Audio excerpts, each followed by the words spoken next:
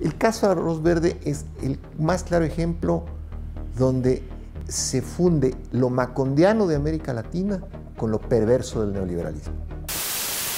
El expresidente Rafael Correa y la plana mayor de su gobierno han sido sentenciados a 8 años de prisión. Cumplidas todas las etapas del caso Sobornos, la justicia determinó cómo operó esta estructura de corrupción. El expresidente Rafael Correa, el ex vicepresidente Jorge Glass, exministros del gobierno anterior y 10 empresarios eran condenados por el delito de cohecho. Vamos a hablar sobre las nuevas revelaciones desprendidas del caso Arroz Verde. 8 años de cárcel en contra del expresidente de la República, Rafael Correa.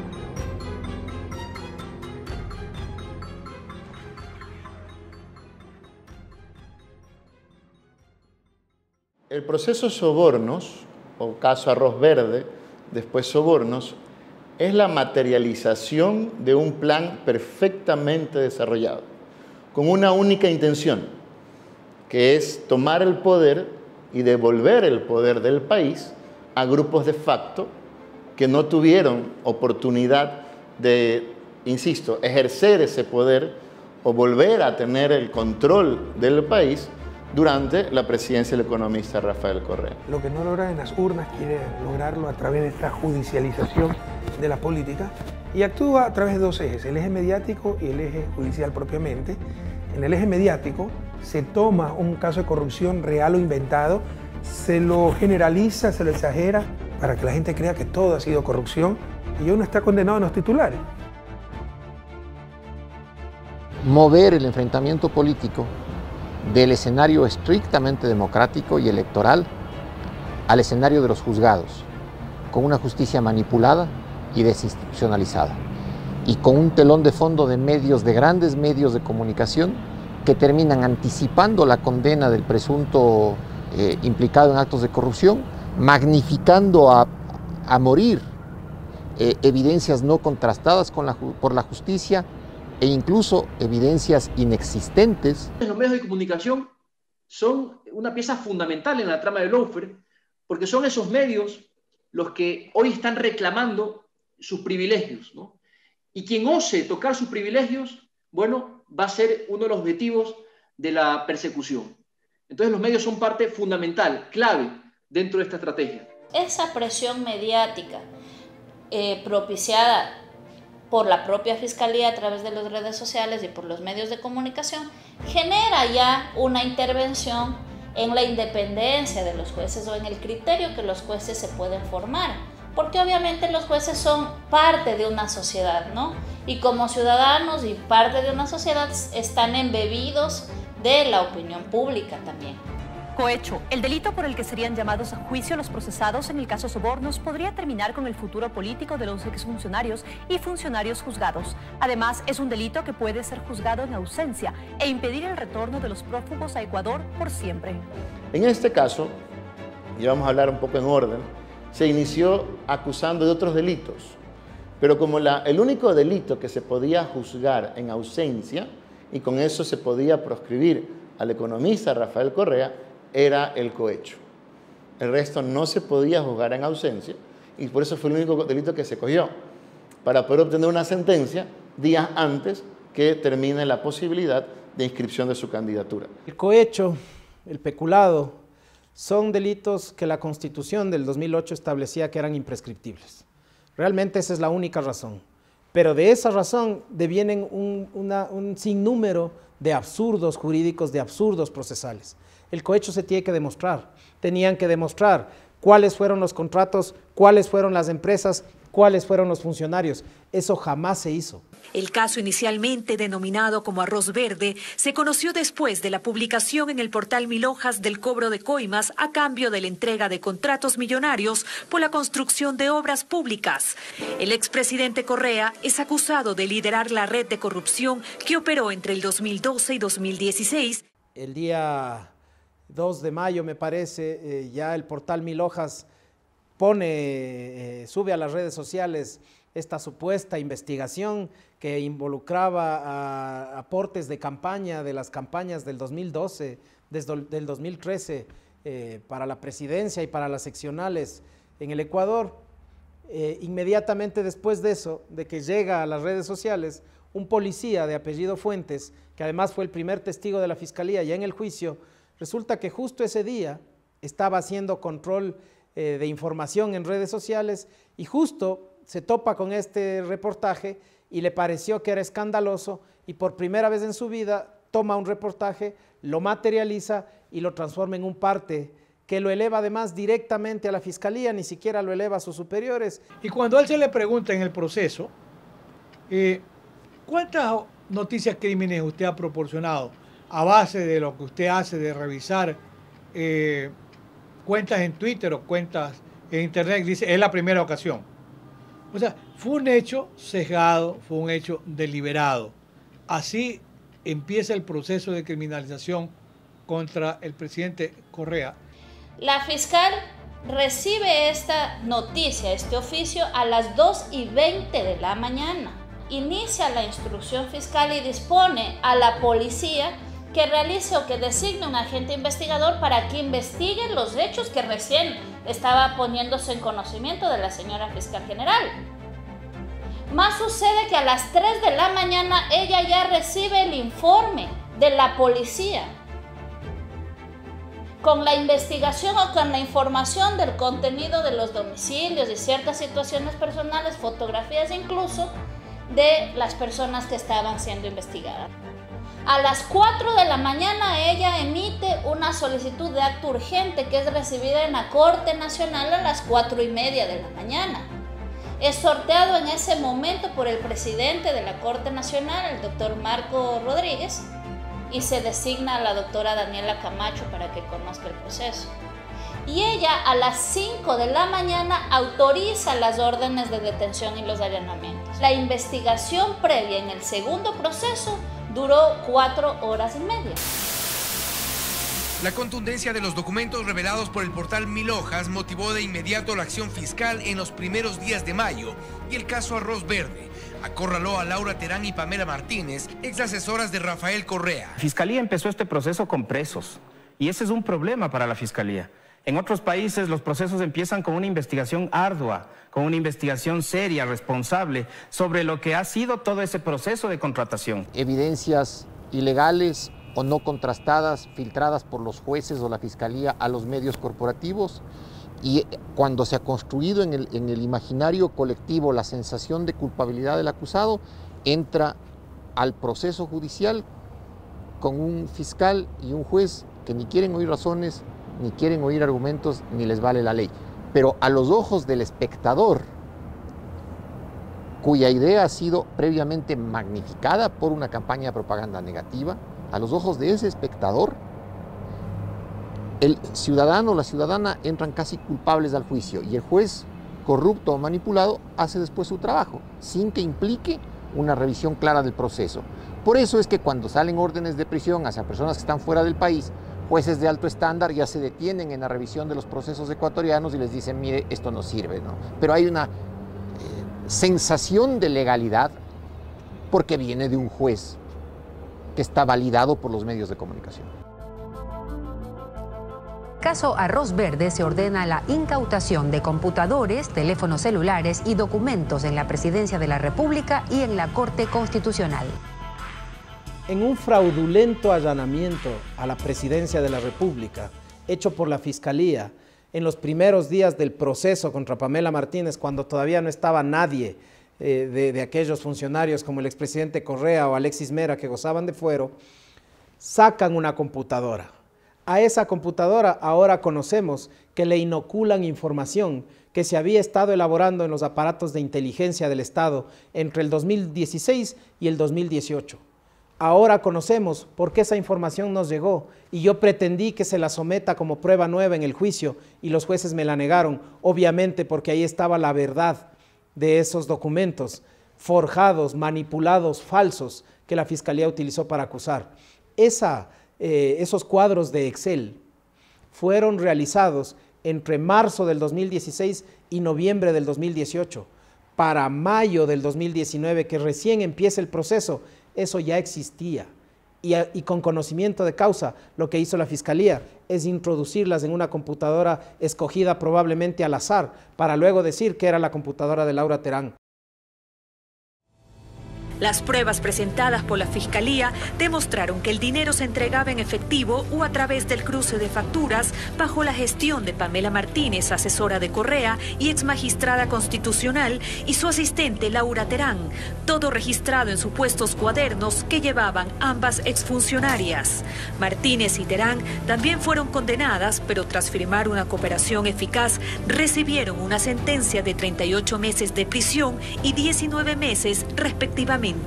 ¿Qué es esto de la colaboración eficaz? Es la figura de la delación premiada. La posibilidad de que una persona que también ha sido involucrada o que ha sido partícipe de un delito comente, delate o entregue información eficaz a la Fiscalía que permite investigar a otros miembros de una organización criminal, principalmente aquellos de mayor rango. Y a cambio de eso vas a recibir beneficios en cuanto a la imposición de tu condena. Eso en términos generales. Ellas se convierten en colaboradoras eficaces y dentro de la instrucción fiscal entregan cierta información que han sido parte de un acuerdo de colaboración eficaz que firman con la Fiscalía. La prueba madre en ese caso es un cuaderno escrito a mano muchos años después con cifras por una delatora premiada, en donde en el cuaderno de puño y letra ella dice: le di a fulano de tal cantidad de dinero, le di a otra persona otra cantidad de dinero, y ese cuaderno fue fabricado años después de la fecha en la que ella dice haberlo escrito. El famoso cuaderno es un cuaderno que, habiendo iniciado el proceso el 4 de mayo, recién la Fiscalía lo descubre el 26 de mayo en la residencia de Pamela Martínez, es decir, para ir al domicilio de Pamela Martínez en Quito, donde ella vivía siempre cuando fue jueza, la Fiscalía se demoró 26 días. Ese cuaderno lo que contiene son unas anotaciones personales de Pamela Martínez y luego varias páginas en donde hacen una enumeración supuestamente de haber entregado dineros. Claro, esa enumeración de cifras y de personas a las que supuestamente entregó dineros son exactamente iguales que lo que constaba en el primer reportaje del periodista Fernando Villavicencio en la página 1000 hojas. Son exactamente iguales. ¿Qué es lo que nosotros sabemos ahora y ojalá pronto podamos demostrarlo? Sabemos que el cuaderno se hizo en la cárcel. La misma Pamela Martínez en el juicio ya reconoció que el cuaderno, ella dice, lo hizo a finales del 2018, es decir, no fue hecho en el 2012. Como ellos quisieron hacernos pensar al principio. Y además es un cuaderno que contiene cifras hasta con decimales. Me pregunto yo, ¿de qué son esas decimales? ¿Cómo demuestras que existe un proceso de corrupción, un porcentaje de coima, de cohecho, si está en decimales? 70.230,26. ¿A qué corresponde? ¿A qué contrato? ¿A qué porcentaje? ¿Cómo te entregaron esos 36 centavos? En monedas, en transferencia, no guarda ninguna relación con ningún tipo de proceso lógico de investigación de hechos de corrupción. El cuaderno fue forjado, el cuaderno fue materializado después de que la señora Martínez ya estaba en la cárcel. En un juicio normal, la contabilidad de un comerciante no se prueba contra terceros. O sea, yo comerciante puedo decir, Juan Pérez me debe $200 y eso no hace prueba contra Juan Pérez, porque lo escribí yo. Mucho menos en un juicio por corrupción, donde la prueba contra el supuestamente corrupto termina siendo la escritura autógrafa de una delatora premiada respecto de quien sí hay pruebas de haber recibido sobornos durante el cumplimiento de sus funciones. La agenda es la prueba madre de todos los males en este proceso, pues vamos a analizar la agenda. Fecha de fabricación, tinta, cantidad de hojas, demás. No se hizo nada. Llegó al absurdo de que hay fotos de la agenda que estaba completa en un cuaderno. Cuando ya lo entregan, supuestamente para hacer el peritaje, habían cortado el código de barras. Para no poder establecer la fecha de creación o venta o porque ahí está codificado pues, la producción, el precio y demás. O sea, llegaron a esos absurdos. ¿Ya? Y que es, insisto, lo que es más caótico, si se quiere, que la propia autora del supuesto libro lo dice haber hecho en 40 minutos en el vuelo de Guayaquil a Quito por un impulso divino. Después de 4 o 5 años, me acuerdo con punto y coma los gastos de supuestamente campaña. Durante la instrucción fiscal rinden lo que se denomina testimonio anticipado por tener la calidad de testigos protegidos. Pero recuerde usted que esta calidad no les quitaba a ellas la calidad de procesadas. Y de acuerdo con nuestra legislación ecuatoriana, textualmente, la persona procesada tiene el derecho de rendir su testimonio cuando así lo desee, sin obligación de decir la verdad. Sin obligación de decir la verdad, y además no lo rinde bajo juramento. En esos términos, las doctoras rindieron su testimonio sin juramento y sin obligación de decir la verdad. Dijeron todo lo que tuvieron que decir, y cuando las partes, las demás defensas, les quisimos interrogar, ellas se acogieron a su derecho de guardar silencio porque eran procesadas. Quien ejerce la más está en el poder, dispone a las personas que ejecuten una disposición. En tal virtud que no vamos nosotros a encontrar, por supuesto, la suscripción de un contrato, porque no necesita, porque para eso tiene su ministro, porque para eso tiene su secretario, para eso tiene su asesora, para que registre, para que coordine y haga las reuniones. Imagínense que desde las estructuras organizadas delictivas se tenga que el líder máximo realizar las acciones operativas. Así funciona el crimen organizado. La fiscal decía, y salió sin desparpajo, sin ningún tipo de objetividad, con una vehemencia que no es que no responde a un funcionario público, a comparar a Rafael Correa con el Chapo Guzmán, a compararlo con Hitler, a comparar a todos los funcionarios públicos con narcotraficantes, con asesinos. O sea, ¿cómo es posible? ¿Cómo se puede esperar si desde la cabeza de la persecución pública, penal de este país, se refieren en esos términos a un ser humano? ¿Cómo se puede esperar que se genere justicia? Creo que lo máximo que le han dicho, creo que es $6.000 que recibió de ese fondo de sobornos, le llaman, antes llamaban arroz verde, ¿no? Que le dieron $6.000, ¿no? Bueno, pues eso es absurdo, ¿no? Decir que un presidente recibió $6.000 y que por eso tiene una responsabilidad penal, ¿no? Claro, la intención de eso es decir, es que él armó todo ese aparato. Pero ¿dónde están las pruebas de que él se benefició de eso?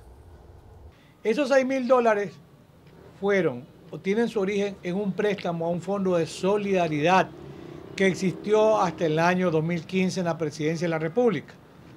Y eso consta en las declaraciones incluso de Pamela Martínez. El presidente Correa le dice, tengo necesidad de hacer un pago, quiero que se me facilite algún dinero, y se le presta del Fondo de Solidaridad $6.000. $6.000 que fueron devueltos. El Fondo Solidario, yo incluso ya le adelanté a la fiscal, le dije, yo lo voy a presentar completamente separado, porque el Fondo Solidario como tal, yo no le encuentro un piso jurídico que a mí me haga detectar, ni criminológico que me haga detectar como una actividad ilegal. Eso ya le corresponderá a la fiscal. Pero para mí no lo veo como tal, porque era un grupo de personas allegados al presidente que entregaban dinero y bueno, es como decíamos como asistentes, como que entre las dos nos vamos a poner, cada mes vamos a poner esto y ese va a ser nuestro fondo. Pero yo entiendo que el fondo tenía una orientación netamente humanitaria. Eso a mí me quedó claro porque me lo dijo Pamela Martínez, me lo dijo Laura Terán, que ella era la que hacía los registros, me lo dijo María de los Ángeles Duarte, y todas las personas que se concentraron conmigo me han dicho que el fondo, o sea, por eso yo digo, el fondo para mí, personalmente y criminológicamente analizándolo, yo no veo que tenga un piso delictivo. Para que vean cómo es esta persecución política, porque esto es totalmente político. Sí, bueno, todos me han dicho lo mismo. Sí, pues. Bueno, en realidad un poco sí, cuando vi la orden fiscal veo que la redacción no es la más adecuada, porque vuelvo y repito, me ponen en una posición como que yo debo emitir.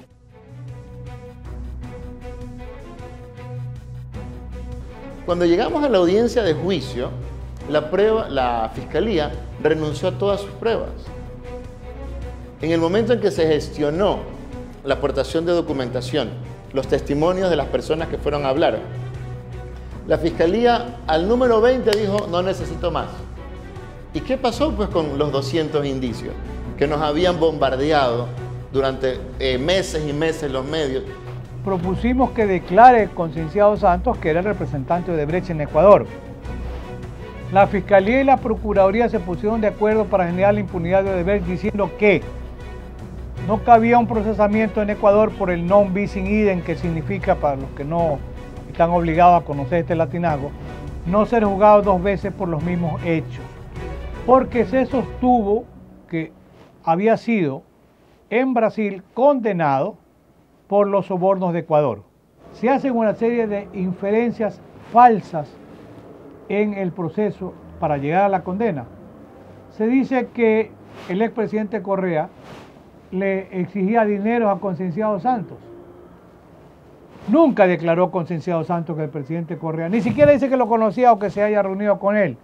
Por eso era importante la declaración de Concienciado Santos en el proceso. Los argumentos de Fiscalía pesaron más en la decisión del Tribunal de Apelación de la Corte Nacional de Justicia y con ello se vino la resolución que confirma la autoría del cohecho agravado en contra del expresidente Rafael Correa y 19 procesados más. Los jueces cambian el concepto de autoría, cambian de autor mediato en estructura jerarquizada de poder a autor mediato por instigación a través de influjo psíquico. Eso hicieron los jueces y eso rompe el principio de congruencia, eso es ilegal, porque tú tienes que saber de qué te defiendes. Cuando a ti te acusan de influjo psíquico, tienen que haber pruebas psicológicas, pruebas psiquiátricas del supuesto influenciado para saber si es influenciable. Nunca hubo pruebas de ese tipo en este proceso porque nunca se acusó de eso. Hay que recordar que los jueces que juzgaron a Ros Verde no eran jueces de la Corte Nacional. Se inventaron, removieron jueces y nombraron a dedo a jueces que la única condición que tenían era de poder perseguir a Rafael Correa y a quien desde el poder le ordenen. Tanto así que uno de los jueces, no me quería adelantar, el doctor Saquicela, salió al siguiente día de la sentencia con su toga puesta en un canal de televisión a decir, oigan, esta sentencia es el nuevo credo del país y es inamovible. Ningún juez, ni en apelación ni en casación, la va a poder desvirtuar. ¿Cuál fue el regalo, el premio que le dieron a este juez? Es el actual presidente de la Corte Nacional. Acusa a la Fiscalía en este caso porque es el máximo titular de la acción penal pública. Y si la Fiscalía está imputando hechos donde coloca a uno de los acusados como autor mediato por dominio del hecho, entonces ¿cómo es posible que la sentencia cambie la calificación legal en aras de la participación y diga que no es autor por dominio del hecho, sino autor instigador?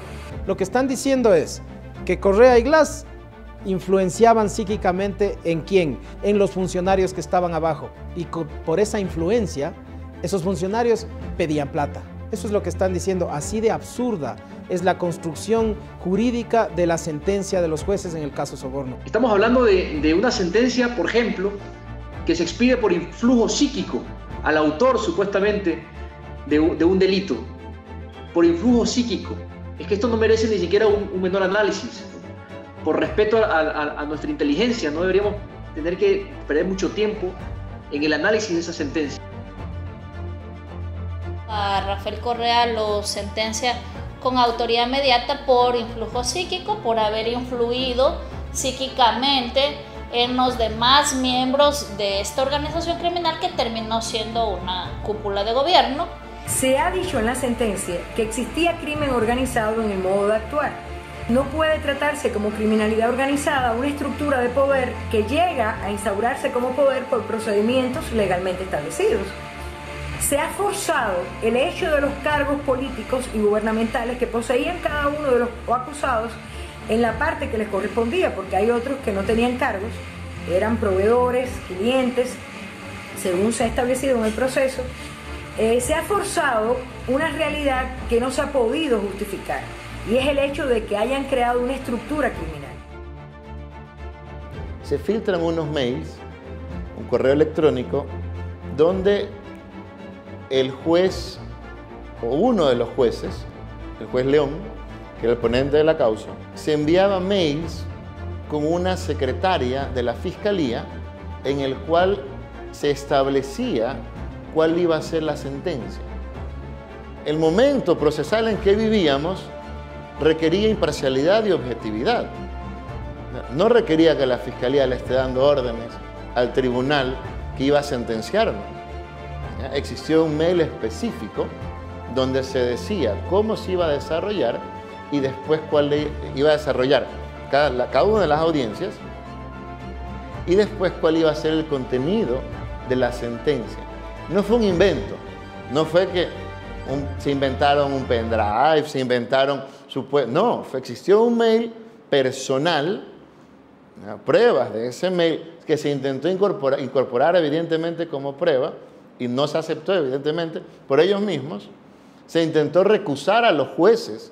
Recusar significa remover al juez que estaba tramitando la causa y ellos mismos resolvieron que no procedía.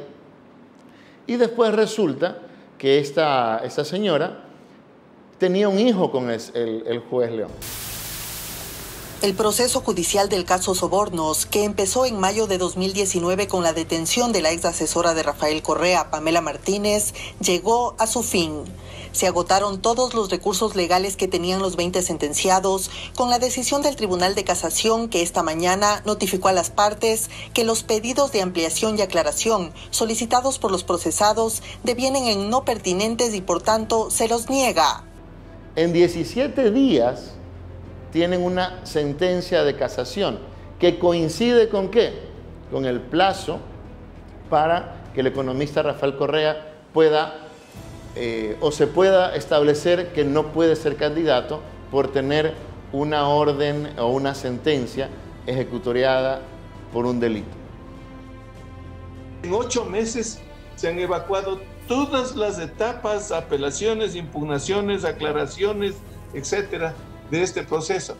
8 meses. Han roto el récord mundial estos caballeros, ¿no es cierto? Fíjese que hay, alguien me decía en la corte, doctor, hay casi 1.500 casos de casación que no se han resuelto. Entonces, de acuerdo al criterio de ir despachando conforme van entrando los procesos al calendario, pues, se saltaron los 1.500 y despacharon este. ¿Por qué? Porque convenía, pues, para fines políticos. Cuando se están muriendo nuestros hermanos aquí en Guayaquil y en Quito y en todo el país, cuando llevamos 15 días de encierro, decir no, sigamos con un proceso penal con tal de que este señor, el economista Correa, no sea candidato. Nos obligaron a ir a la corte cuando había muertos en las calles. O sea, y eso que el mundo debería saberlo. Los muertos estaban tirados en las calles. Y así nos hicieron presentar en la corte. Las cortes internacionales, sobre todo la Corte Interamericana de Derechos Humanos, lo que seguramente va a establecer es que se han violentado las garantías de la persona y que el Estado ha favorecido esa violencia jurídica, esa violencia estatal. Hay que recordar que el motivo principal de toda esta maquinaria y megaestructura que se generó fue uno, que es que el economista Rafael Correa Delgado no participe en las elecciones. Buen riesgo ser candidato correísta porque la justicia va a poner los ojos sobre los que todavía o no están fugados o no están condenados, ¿no? Tenemos un país polarizado, tenemos un país en donde un gran sector, desgraciadamente, se ha dejado llevar, se ha dejado convencer y están odiando A veces basta abrir las redes sociales para darse cuenta. Hay un 20-25% de la ciudadanía que está absolutamente involucrada en esto de odiar al correísmo, en esto de odiar a todo lo que parezca que viene como legado del expresidente Correa, y eso solo hace daño, eso no construye, eso no genera nada, solamente odio. Se consolida un sentimiento negativo que, le repito, va corrompiendo, volviendo absolutamente enferma, insana, el alma de la nación. ¿Sabes lo que es que te ponga un juicio y tienes que gastar $20.000 un abogado? Y a la vez te prohíben enajenar tus bienes, no puedes vender tu carro, y a la vez no te permiten encontrar un trabajo. Pero nunca subestimen las pasiones humanas. También es mucho odio acumulado, y no porque les haya ido mal con nosotros. Por ejemplo, las utilidades empresariales se triplicaron con nosotros, sino sencillamente porque no nos pudieron someter y porque tuvieron que cumplir con sus deberes, como el pagar impuestos. El lawfare está carcomiendo la calidad de nuestras democracias, el propio tejido democrático. Es el asesinato mismo de la democracia. Yo creo que el expresidente Correa fue un hombre que confrontó políticamente mucha gente. Confrontó. Yo fui un adversario político del expresidente Correa. Yo siempre escribí en el correísmo lo que pensé, en la asamblea dije lo que quise y jamás fui perseguido. Jamás. Yo creo que nos han retrasado décadas a nivel institucional, a nivel democrático, a nivel cultural, de cultura política, cultura democrática, a nivel político. Devaluaron la política, ¿no? La palabra, o sea, destruyó la democracia. Entendamos que democracia no es dar una patente de corso, un cheque en blanco al que fue electo para que haga lo que le da gana. Es que cumple el programa que ofreció en campaña, por el que se votó en las urnas. Desde que votó a la basura ese programa, Moreno rompió la democracia, devaluó la política, ha devaluado la palabra presidencial y nos ha destruido nuestra cultura democrática.